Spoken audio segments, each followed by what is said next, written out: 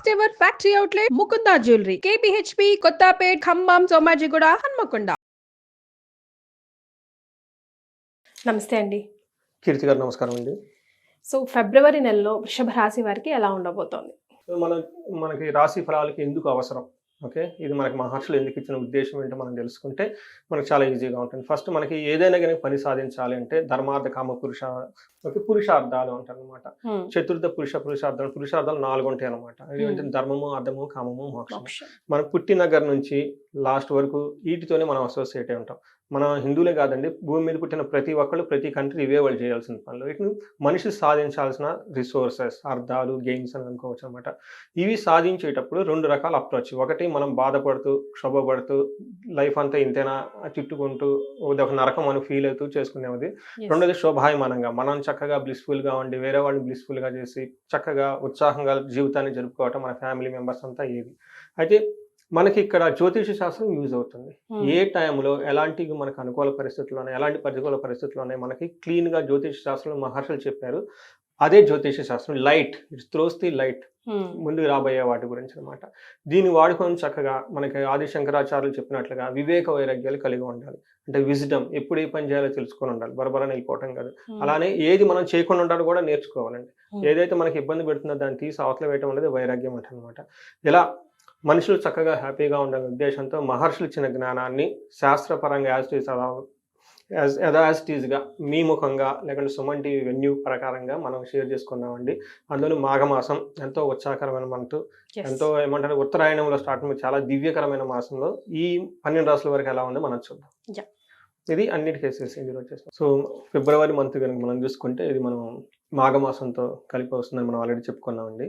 So ఈ మాసంలో వృషభ రాశి కనుక మనం చూసుకుంటే ఇందులో ఉన్న ఫస్ట్ నక్షత్రాలు చూద్దాం. కృతిక 2, 3, 4 పాదాలు, రోహిణి 1, 2, 3, 4 పాదాలు, మృగశిర 1, 2 పాదాలంతా మనకి వృషభ రాశి కింద వస్తాయి. అంతేకాకుండా పేరు బలం కనుక ఎవరికైనా చూసుకుంటే వీళ్ళకి ఈ, ఉ, ఏ, ఓ, వా, వి, ఉ, వే, ఓ ఈ అక్షరాలు మోరార్లస్ ఇదే సౌండ్తో ఉన్న వాళ్ళంతా మనకి వృషభ రాశి కింద వస్తారని గమనించుకోవాలి. మనం గ్రహాల యొక్క స్థితిని కనుక చూస్తే ఈ మాసంలో వీళ్ళకి ప్లానెట్స్ ఎక్కడెక్కడ ఉన్నాయి, వాళ్ళ మీద ఎలాంటి ఇంపాక్ట్ ఉందో చూసుకుందాం. ఈ మాసంలో మనకి ఈ గ్రహ స్థితిని బట్టి గమనించుకుంటే మనకి వృషభ రాశి వారికి ఎలా ఉందో చూద్దాం అన్నమాట. సో మనకి వృషభ రాశికి ఈ గ్రహ స్థితి ప్రకారం కనుక చూసుకుంటే మనకి మహర్షులు లఘు గోచారం, సూక్ష్మ గోచారం మనకు ఒక కాన్సెప్ట్ ఇచ్చారండి. దీని ప్రకారం కనుక చూసుకుంటే ఫస్ట్ 15 days, తర్వాత 15 days చూసుకుంటే మనకి టీవీలో హెడ్లైన్స్ లాగా, ముఖ్యాంశాల లాగా, సమరీ లాగా ముందే మనం తెలుసుకోవచ్చు. దాంట్లో ఫస్ట్ వీళ్ళకి ఏమంటారంటే వీళ్ళ చుట్టూ ఉండే వాతావరణము ఒక రకంగా చెప్పాలంటే కొంచెం ద్వేషపూరితం ఉండే అవకాశం ఎక్కువగా ఉంటుంది. ధనం అయితే ఎక్కువగా ఖర్చు పెట్టే అవకాశం ఎక్కువగా ఉంటుంది. కానీ ఏ పని చేసినా కానీ సక్సెస్ అవుతుంది. అందులో ఆటంకాలు ఏ విధంగా ఉండవు, చాలా బాగుంటుంది. చాలా అభయప్రదంగా కూడా చక్కగా ఉండే అవకాశం ఎక్కువగా ఉంటుంది. అయితే సూర్యుడు మారిన తర్వాత వీళ్ళకి ఇంకెలాంటి ఫలితాలు ఉంటాయి అంటే ఏదైనా పని కనుక చేస్తే పనిలో బాగా కలిసి వస్తుంది. తర్వాత సౌఖ్యంగా ఉంటారు, అభయప్రదంగా ఉంటారు, హ్యాపీగా ఉంటారు, ఎలాంటి ఆటంకాలు ఉండవు. ఒక రకంగా చెప్పాలంటే వృషభ రాశి వారికి ఈ ఫిబ్రవరి మంత్ చాలా బాగుంటుందని మనం చెప్పుకోవాలి, ఇన్ సమ్మరీ చెప్పుకుంటే. సో మనకి ఏ విధంగా బాగుంటుందో చూద్దాం. సో మనకి గోచారం ప్రకారం కనుక సూర్యుడు వీళ్ళకి 10th హౌస్లో ఉండటం వల్ల 10th హౌస్లో సూర్యుడికి బాగా యోగ్యతనిస్తారు. సో ఏ విధంగా అంటే మనకి సంస్కృతంలో మహర్షులు ఏం చెప్తారంటే అర్ధసిద్ధి, స్వధారోగ్యం, బంధుమిత్ర సమాగమం, రాజదర్శనం, సల్లాపు, సుసౌఖ్యం, దశమే రవి అని చెప్తారనమాట. రవి కనుక 10వ ఇంట్లో ఉంటే ఎలాంటిది ఉంటేనంటే ఫస్ట్ మనకి రాజదర్శనం అంటే అఫ్కోర్స్ ఇప్పుడు రాజులు ఉండరు కాబట్టి గవర్నమెంట్ అఫీషియల్స్ కలవటము, పొలిటీషియన్లు కలవటము, బాసులను కలవటము, తర్వాత అప్పటిదాకా ఏదైనా ఆఫీస్లో పెండింగ్ ప్రాజెక్ట్స్ ఉన్నా ఏదైనా ఉన్నా కానీ పై సీనియర్ ఆఫీసర్తో డిస్కస్ చేయటం, వాళ్ళతో చక్కగా కలిసి వాళ్ళకి కావాల్సిన పని చేయించుకుంటారు. సో ప్రొఫెషనల్గా కానీ వాళ్ళకి చాలా బాగుంటుందని ఒక రకంగా చెప్పుకోవాలి. అంతేగాని బిజినెస్ పీపుల్ ఉంటే గవర్నమెంట్తో లాబింగ్ చేసుకోవటం కానీ, వాళ్ళకి కావాల్సిన కాంట్రాక్ట్స్ కానీ, అగ్రిమెంట్లు, ఈ పనులన్నీ అయ్యే అవకాశం చాలా ఎక్కువగా ఉండే అవకాశం ఎక్కువగా ఉంటుంది. అంతేకాకుండా అర్ధసిద్ధి, సదా ఆరోగ్యం, ఎప్పుడు ధనం ప్రకారం బాగుంటుంది, ఆరోగ్యం బాగుంటుంది, బంధువులు మిత్రులతో చక్కగా కలిసే అవకాశం ఎక్కువగా ఉంటుంది. మనం చెప్పనవసరం లేదు, ఈ రాశి వాళ్ళు మాఘమాసంలో చాలా పెళ్ళిళ్ళకి వ్రతాలకు వెళ్తారు అని మనకు అర్థమవుతుంది. ఎందుకంటే ఆ టైంలో అన్నీ ఉంటాయి కాబట్టి వీళ్ళకి కూడా అదే చూపిస్తుంది కాబట్టి చక్కగా వీళ్ళు పార్టిసిపేట్ చేసే అవకాశం ఎక్కువగా ఉంటుంది. తర్వాత చక్కగా అందరితో మాట్లాడుతూ ఉల్లాసంగా ఉత్సాహంగా ఉండే అవకాశం చాలా చాలా ఎక్కువగా ఉంది.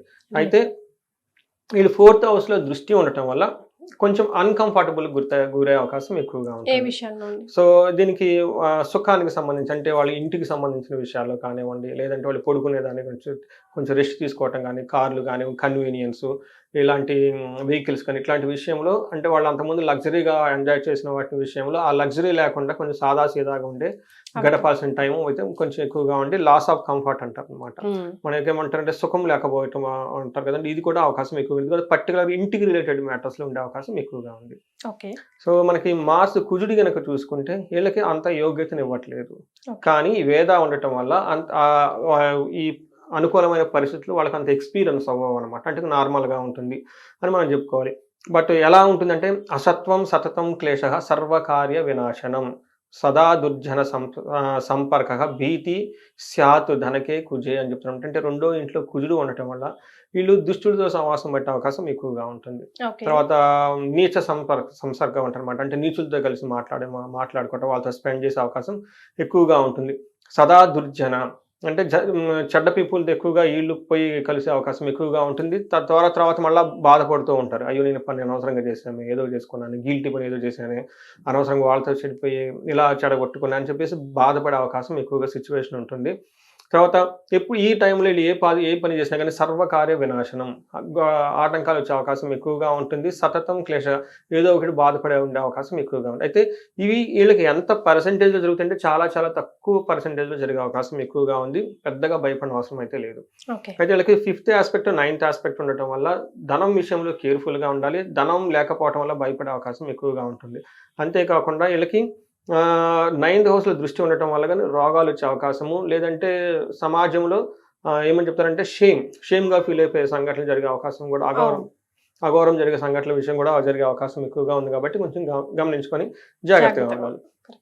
శుక్రుని గనుక మనం చూసుకుంటే వీళ్ళకి చాలా మంచి యోగ్యతనిస్తున్నాడని మనం చెప్పుకోవాలనమాట. హ్మ్. ఎలాంటి యోగ్యతనిస్తున్నారంటేనండి పుష్టిం, కాంతిం తదా కీర్తి మిష్ట సిద్ధి కార్య సాధకం క్షీరాన్న భోజనం కుర్యాత్ శుక్రై ఏకాదశే ఫలం అని చెప్తారండి. అంటే 11లో ఇంట్లో ఉండటం వల్ల శుక్రుడు వీళ్ళకి శరీరం చాలా కాంతివంతంగా ఉంటారు, పుష్టిగా ఉంటారు, అనుకున్న పనులని చక్కగా చేసుకుంటూ ఉంటారు, చక్కగా ఫుడ్ తింటూ ఉంటారు, అందరితో కలిసిమెలిసి కలివిడిగా చక్కగా హ్యాపీగా ఉండే సంఘటనలు ఉంటాయి. అంటే ఒక రకంగా చెప్పుకోవాలంటే వీళ్ళకి ఫిబ్రవరి మంత్‌లో మనకి చాలా శుభకార్యాలు ఉన్నాయి కాబట్టి ఆ కార్యక్రమాలు వీళ్ళ ఇంట్లో జరిగే అవకాశం ఎక్కువగా ఉంటుంది. వీళ్ళు వేరే వాళ్ళని పిలిచే అవకాశం ఎక్కువగా ఉంటుంది. సో, ఇది ఒక మంచి టైం అని చెప్పుకోవాలి. అయితే హ్మ్. పిల్లల విషయంలో కొంచెం జాగ్రత్తగా ఉండాలి. శుక్రుడు ఫిఫ్త్ హౌస్‌లో చూడటం వల్ల అది దృష్టి పిల్లల మీద కొంచెం పడే అవకాశం ఎక్కువగా ఉంటుంది. ఓకే. పిల్లలకి సడెన్‌గా హ్మ్. హెల్త్ జ్వరం రావటము, కింద పడటం, పిల్లలకి ఏదైనా దెబ్బ తగలటము, ఓకే. ఇలాంటి విషయాలు జరిగే అవకాశం ఎక్కువగా ఉంటుంది. చిన్న పిల్లలకి అది కామన్ అనుకోండి. బట్ అంత పెద్ద సీరియస్‌గా తీసుకునే అవసరం లేదు. కొంచెం కేర్‌ఫుల్‌గా ఉంటే హ్మ్. బావుంటుంది. సో, మరి నక్షత్రాల ప్రకారం గూడా ఒకసారి వీళ్ళకి ఎలా ఉంటుందో తెలుసుకుందామండి. మనం కృతిక, రోహిణి, మృగశిర ఈ 3 నక్షత్రాలు మనకి వృషభ రాశిలో ఉంటాయండి. మనం కృతికా నక్షత్రం వాళ్ళు గనుక చూసుకుంటే ఈ మహర్షులు మనకు అంగగోచరం అనే ఒక కాన్సెప్ట్‌ని ఇచ్చారండి. దీని ద్వారా నక్షత్రాలు డీటెయిల్డ్ ఇన్ఫర్మేషన్ మనకొస్తుంది. యెస్. మనం కృతికా నక్షత్రం వాళ్ళని చూసుకుంటే 2 విషయాల్లో చాలా పాజిటివ్‌గా ఉంటుంది. 2 విషయాల్లో చాలా ఛాలెంజింగ్ ఉంటుంది. ఎక్కడ పాజిటివ్ అంటే ఈ మంత్ అంతా ఫస్ట్ క్షేమంగా ఉంటారు. చిన్న చిన్నవి ఏమైనా జరిగినా గానీ హ్యాపీగా ఉంటారు. తర్వాత ఫారిన్ ఎళ్ళాలనుకున్న వాళ్ళకి ఇది చాలా మంచి యోగ్యకరమైన టైం అనుకోవాలి. లేదంటే ఊళ్ళు గాని ఎక్కడికైనా కొంతకాలం లాంగ్ వెకేషన్ ప్లాన్ చేసుకునే వాళ్ళు కూడా ఇది బెస్ట్ టైం అని మనం అనుకోవాలనమాట. అంతే కాకుండా 2 విషయాలు కేర్‌ఫుల్‌గా ఉండాలి. ఒకటి దేహ పీడనం, హెల్త్ కాంప్లికేషన్స్ వచ్చే అవకాశం ఎక్కువగా ఉంటుంది. కలహం, గొడవలయ్యే అవకాశం కూడా ఎక్కువగా ఉంటుంది. ఓకే. ఈ గొడవలు కూడా అన్నదమ్ముల వల్ల వచ్చే అవకాశం ఎక్కువగా ఉంది కాబట్టి ఓహ్! కొంచెం కేర్‌ఫుల్‌గా ఉండాలి. మన రోహిణి నక్షత్రం గనుక చూసుకుంటే వీళ్ళకి 3 విషయాల్లో పాజిటివ్‌గా ఉంది. 2 విషయాల్లో ఛాలెంజింగ్‌గా ఉంది. ఓకే. ఫస్ట్ పాజిటివ్‌గా ఎక్కడుందంటే వీళ్ళకి పరవాసం, ఫారిన్ ఎళ్ళాలనుకుంటే చాలా బావుంటుంది. క్షేమప్రదంగా ఉంటారు. తర్వాత వీళ్ళకి ఓవరాల్‌గా సక్సెస్‌ఫుల్‌గా ఉంటుంది ఈ మంత్ అని చెప్పుకోవాలన్నమాట. అయితే ఛాలెంజెస్ ఎక్కడ ఉంటుందంటే ఫస్ట్ 6 డేస్ ఫైనాన్షియల్ ట్రబుల్స్ ఉంటాయి. Last 10 days, 6 days health complications ఉండే అవకాశం ఎక్కువగా ఉంటుంది. రోహిణి నక్షత్రం వాళ్ళకి గొడవలయ్యే అవకాశం ఎక్కువగా ఉంటుంది. ఇది కొంచెం గమనించుకోవాలి. మృగశిర నక్షత్రం వాళ్ళకి 3 విషయాల్లో పాజిటివ్‌గా ఉంటుంది. 2 విషయాల్లో నెగెటివ్‌గా ఉంది. ఎక్కడ పాజిటివ్ అంటే వీళ్ళకి షాపింగ్ చేస్తారు. కావాల్సిన బట్టలన్నీ కొనుక్కుంటారు. ఫారిన్ ఎళ్ళాలనుకున్న వాళ్ళకి బావుంటుంది. లాంగ్ వెకేషన్ ప్లాన్ చేసుకునే వాళ్ళకి చాలా బావుంటుంది. తర్వాత ఈ మాసం కూడా వీళ్ళకి చాలా అనుకూలంగా యోగ్యదాయంగా ఉంటుంది ఓవరాల్గా కనుక మనం చూసుకుంటే. ఎక్కడ కేర్ఫుల్గా ఉండాలంటే ఫస్ట్ ఫైనాన్షియల్ ట్రబుల్స్ ఫేస్ చేసే అవకాశం ఎక్కువగా ఉంది. బడ్జెట్ ఓవర్ షూట్ అయ్యి ధనానికి ఇబ్బంది పడే అవకాశం ఎక్కువగా ఉంది కాబట్టి కేర్ఫుల్గా ఉండాలి. అది కూడా first 19 days of February month. తర్వాత నెక్స్ట్ 10 daysలో హెల్త్ కాంప్లికేషన్స్ వచ్చే అవకాశం ఎక్కువగా ఉంది.